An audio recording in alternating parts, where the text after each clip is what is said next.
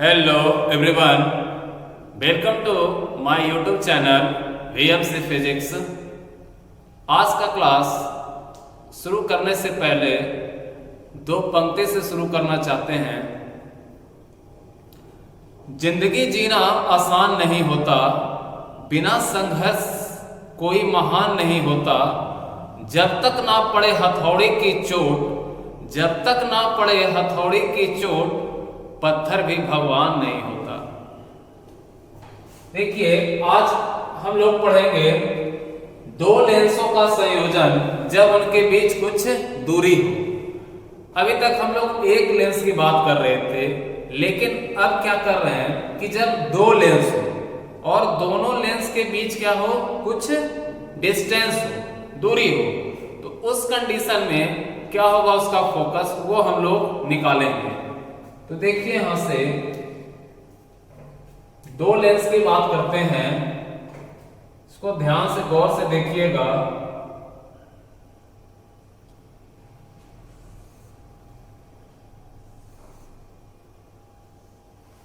ये आपका पहला लेंस और इतने ही बड़ा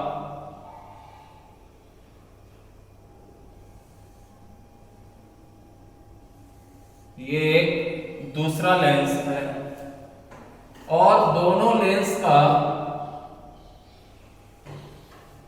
प्रधान अक्ष क्या है, एक ही है।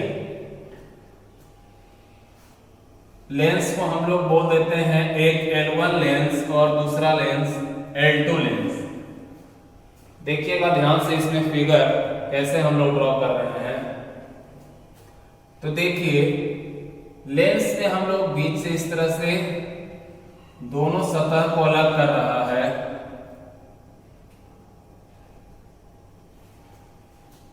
तो इसमें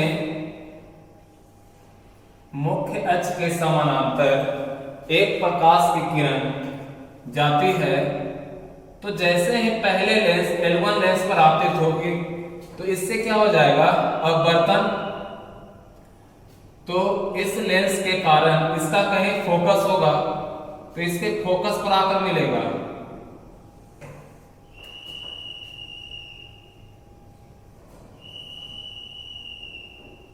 पहला लेंस का फोकस F1। लेकिन जैसे ही प्रकाश की किरण इस लेंस के पास आती है, दूसरे लेंस के पास, तो क्या होगा, वो दूसरे लेंस के कारण भी क्या होगा, उससे अपवर्तन होगा।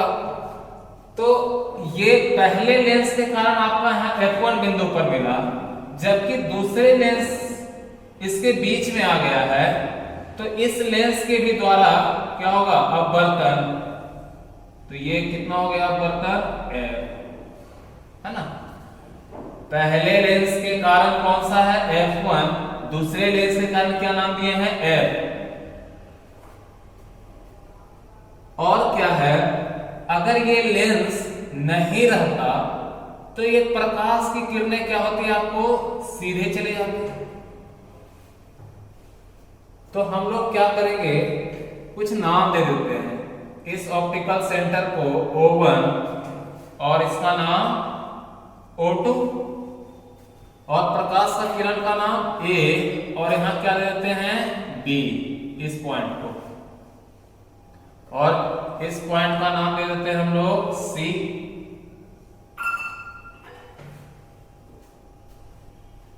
तो क्या कर रहे हैं कि इस प्रकाश की किरण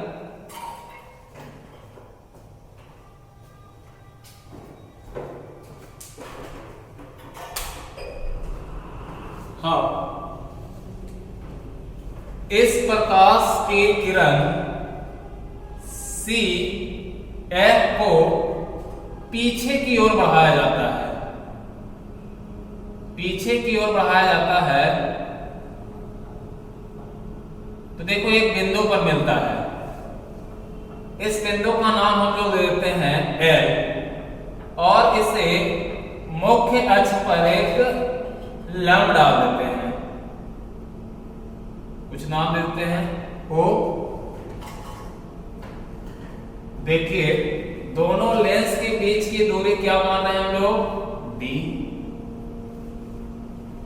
और जो आपका O से F है तो दूरी हम लोग स्मॉल लेटर से इसका दूरी को क्या दिखा देते हैं, F। और O1 से F1 इसकी बीच की दूरी हम लोग क्या दिखा देते हैं, F1। ये तो देखो इसमें अभी क्या क्या किए हम लोग, दो लेंस लिए हैं, दोनों क्या है, उत्तल लेंस, दोनों के बीच की दूरी को क्या रखे हैं, d। अब ये तुम्हारा AB आपतित किरण, AB जो है आपतित किरण, ये कौन से लेंस पे पड़ रहा है, पहले लेंस पर। तो इसके अपवर्तन के कारण F1 बिंदु पर मिला। लेकिन जैसे प्रकाश से किरण आगे बढ़े तो इसके रास्ते में क्या मिल गया, दूसरा लेंस L2 लेंस। तो ये L2 लेंस के अपवर्तन के कारण कहां मिल गया, F बिंदु पर, है ना। अब हम लोग क्या किए कि ये लेंस नहीं रहता तो प्रकाश की किरण सीधे जाती। तो हम लोग क्या किए, जो C बिंदु इसको हम लोग पीछे की ओर बढ़ाएं तो किस बिंदु पर मिल गया, L बिंदु पर। तो L बिंदु पर मिला और इससे मुख्य अक्ष पर क्या किए, लंब डाले। देखो अब यहां पर BO1 ये ऊंचाई है H1 और ये CO2 की ऊंचाई क्या मान लेते हैं, H2।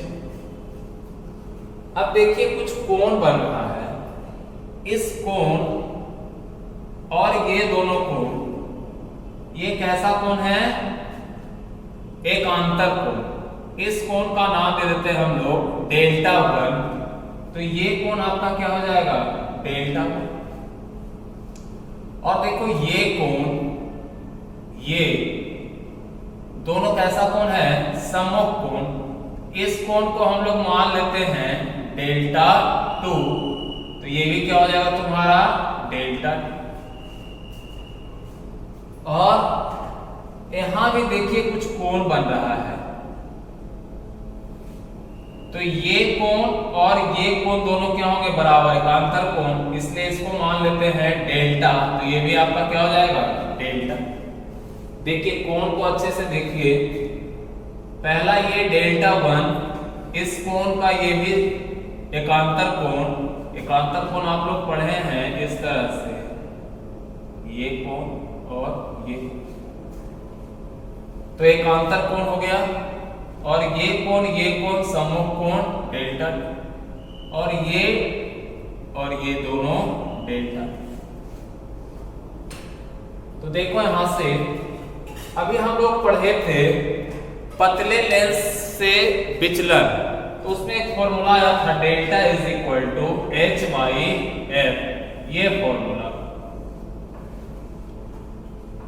तो देखो इसमें एक ट्रायंगल बन रहा है, त्रिभुज, कौन सा, BLC। देखो ये त्रिभुज, इस त्रिभुज का ये दोनों कोण क्या है, अंतःकोण, और ये क्या है, बाहर का बहिष्य कोण। तो हम लोग बहिष्य कोण क्या लिख दीजिएगा, डेल्टा बराबर डेल्टा1 प्लस डेल्टा2। त्रिभुज BLC से delta is equal to delta one plus delta two, equation number first. ये आपका जो डेल्टा है ये है बहिष्य कोण, दोनों अंतर कोण के योग के बराबर। अब हम लोग क्या करेंगे, डेल्टा1 और डेल्टा2 का मान निकालकर इसमें रखेंगे। तो देखो डेल्टा1 के लिए ट्रायंगल कोई बन रहा है बड़ा सा, कौन सा, BO1 और F1, ये ट्रायंगल, त्रिभुज BO1 F1 में। तो हम लोग इसमें क्या लेंगे, tan delta is equal to tan delta, tan delta is equal to delta, इस तरह से लिखते थे। तो क्या हो जाएगा BO1 और ये F1, ये ट्रायंगल की बात कर रहे हैं बड़ा सा। तो कोण यहाँ है, इसके सामने की भुजा लंब 90 डिग्री सामने का भुजा कर्व और नीचे आधार, तो लंब बटे आधार। तो आपका लंब कौन सा हो गया BO1 और आधार कितना हो गया O1 F1। देखो BO1 का मान कितना है जी H1 और O1 F1 का मान क्या माने हैं F1। तो ये दूरी क्या हो गया F1। ये किसका मान मिल गया डेल्टा। इसी प्रकार हम लोग क्या लिख देंगे डेल्टा 2। इसी प्रकार डेल्टा 2 बराबर H2 बाई F2। यहां देखो डेल्टा 1 है तो क्या है H1 और F1, यहां 2 है तो H2 और F2। या डायरेक्ट हम इसे फॉर्मूला से लिख सकते थे यहां कि डेल्टा 1 बराबर H1 बटे F2 और डेल्टा 2 बराबर H2 बाई F2। ऐसा हम लोग पढ़े हैं पतले लेंस से विचलन का मान, वही वैल्यू आ रहा है। अब हम लोग डेल्टा का भी मान निकाल सकते हैं। देखो डेल्टा का मान निकाल देते हैं। LOF एक ट्रायंगल बन रहा है, देखो यहां ये कौन सा है डेल्टा। किसकी बात कर रहे हैं त्रिभुज LOF में कौन सा tan delta is equal to delta. तो देखो यहां से इसके सामने का भुजा लंब और ये आधार। लंब कौन सा हो गया आपका LO और आधार कौन सा हो गया OF। तो LO का मान जितना H1 है यही है H1। O से F की वैल्यू क्या है F। इसको समझने के लिए इस तरह से भी कर सकते हैं, ये है F। तो यहां से क्या लिख दीजिएगा F। अब देखो डेल्टा का मान डेल्टा 1 डेल्टा 2 का मान किसमें रख दीजिएगा इक्वेशन नंबर 2 समीकरण 1 में डेल्टा 1 एवं डेल्टा 2 का मान रखने पर तो आपका क्या हो जाएगा यहां से डेल्टा का मान क्या है H1 बाई F इज बराबर H1 बटे F1 plus H2 by F2 equation number 1। ये हम लोग वैल्यू पुट कर दिए डेल्टा का मान। अब क्या कीजिएगा इसका मान हम लोग निकालेंगे और इसमें रखेंगे, है ना। तो देखो यहां से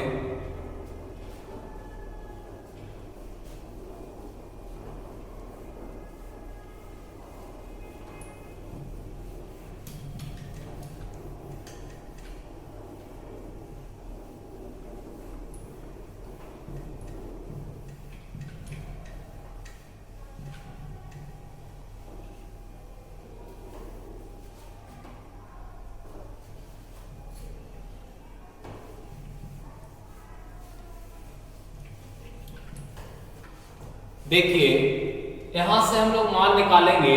उसके लिए हम लोग को क्या करना पड़ेगा त्रिभुज को समरूप करना पड़ेगा। तो देखिए यहां पर कुछ त्रिभुज हैं। कौन से त्रिभुज की बात कर रहे हैं हम लोग।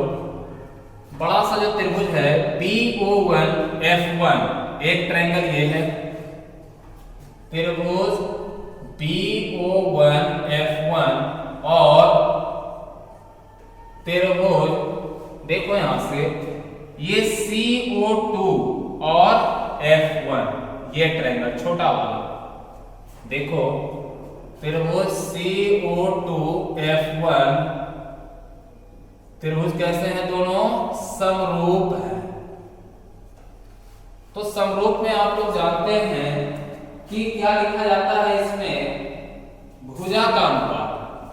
तो भुजा का अनुपात कैसे लिखिएगा यहां से देखो ये भुजा, पहले त्रिभुज देख लीजिए BO1 F1 और CO2 F1, ये भुजा और बटे ये भुजा, तो इसको कैसे लिखोगे BO1 अब बटे CO2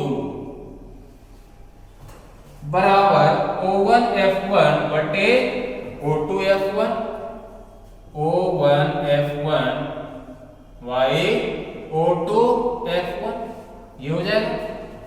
तो देखो BO1 का मान क्या है H1, ये मान, CO2 का मान क्या मान है H2, तो यहां क्या लिखिएगा H2 y O1 F1 का मान क्या है F1, O2 F1, ये दूरी चाहिए आपको O2 F1, ये दूरी हम लोग को निकालना है, बता सकते हैं?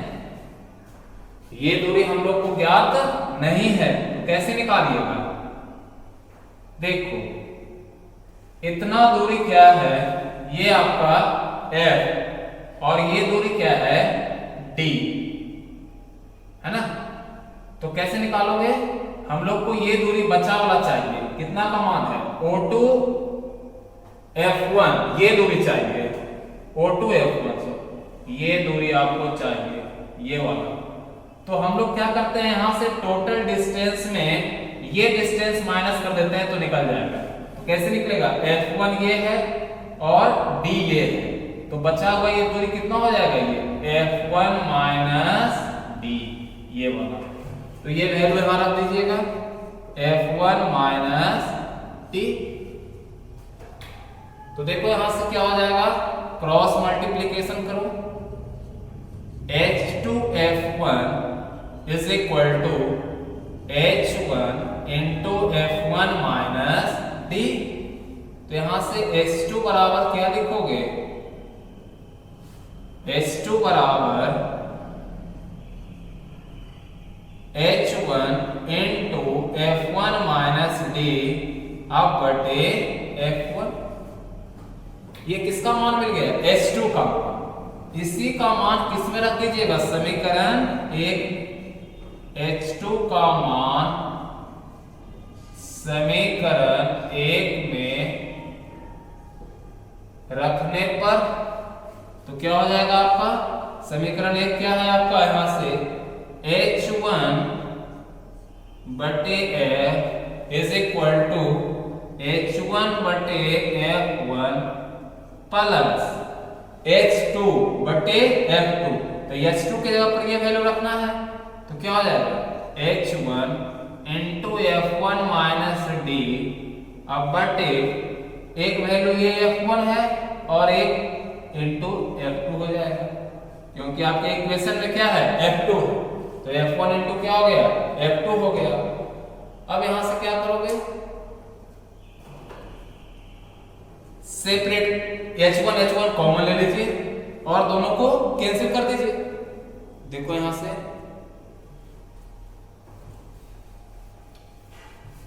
है आसान, इजी है, सिर्फ आपको स्टेप बाय स्टेप यह समझना है आपको। तो थोड़ा सा अगर ध्यान देते हैं और पेन कॉपी को साथ में रखिए और उसके बाद इसका प्रैक्टिस कीजिए, तो देखो यहां से क्या हो जाएगा, H1YF इज इक्वल टू, दोनों में क्या कॉमन ले लिए H1, तो यहां से क्या हो जाएगा 1/F1 प्लस कितना हो जाएगा यहां से F1 माइनस D अब बटे F1 इंटू F2। तो H1 से H1 क्या हो गया आपका कैंसिल, क्या बच गया 1/F इज इक्वल टू 1 बटे F1 प्लस इस दोनों को हम अलग अलग कर देते हैं F1 बटे F1 into F2 minus D बटे F1 इंटू F2, ये दोनों में डिवाइड है, तो F1 से F1 कैंसिल, क्या हो गया 1/F बराबर 1 बटे F1 plus 1/F2 by D F1 into F2। ये आपका होता है जब दो लेंस दोनों के बीच क्या हो, कुछ दूरी हो, d दूरी हो। इसी में एक कंडीशन भी आता है कि अगर दोनों लेंस कैसा हो जी, संपर्क में, संपर्क मतलब कि दोनों लेंस कैसे हो, साथ साथ हो, दोनों लेंस साथ साथ हो, तो क्या हो जाता है यहां पर कि दोनों लेंस संपर्क में, मतलब d बराबर क्या हो जाएगा, 0। यहां लिख सकते हो यदि दोनों लेंस संपर्क में हो तो d is equal to 0। d के जगह पर क्या पुट कर दोगे, 0। 1/f बराबर 1/f1 plus 1/f2 minus 0/f1 into f2। तो ये क्या हो जाएगा, ये टर्म 0। तो 1/f बराबर कितना हो जाएगा, 1/f1 प्लस 1/f2। तो ये हो जाएगा। इसी को अगर एलसीएम लेके करना चाहोगे तो क्या हो जाएगा, यहां से f इज इक्वल टू कितना हो जाएगा, f1 इंटू f2 अब बटे f1 प्लस f2। ये भी फॉर्मूला है इन्हीं का। तो जब दो लेंस हम लोग d दूरी पर रखते हैं तो ये फॉर्मूला, और जब दोनों लेंस साथ में होता है तो आपका ये फोकस आता है ना।